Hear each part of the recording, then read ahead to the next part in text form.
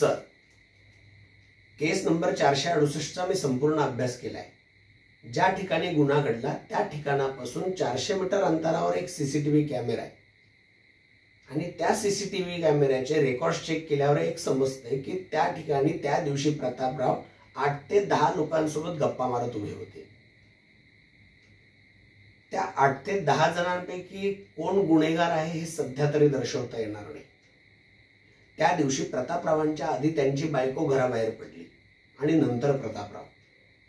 हो, प्रतापरावांना रोज सकाळी फिरायला जायची सवय आहे आणि फिरायला जाण्यापूर्वी ते कारल्याचा ज्यूस घेतात. ते ज्या बाईकडे कारल्याचा ज्यूस घेतात तिची चौकशी केली असता हे समजले की त्या दिवशी प्रतापराव त्या ठिकाणी एकटेच ज्यूस पिण्यासाठी आले होते. त्याचं सगळं सीडीआर पण मी चेक केलंय.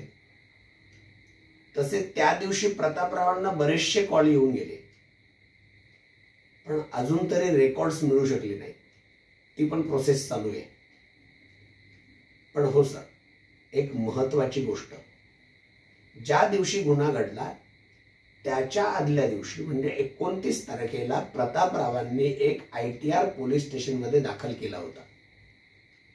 आणि हो सर, तो ITR त्यांनी त्यांच्या भावाविरोधात दाखल केला होता. मी काय म्हणतोय सर, उचलायचं का भावाला?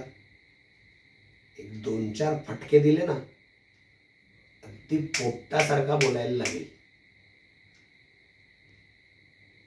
जय हिंद सर.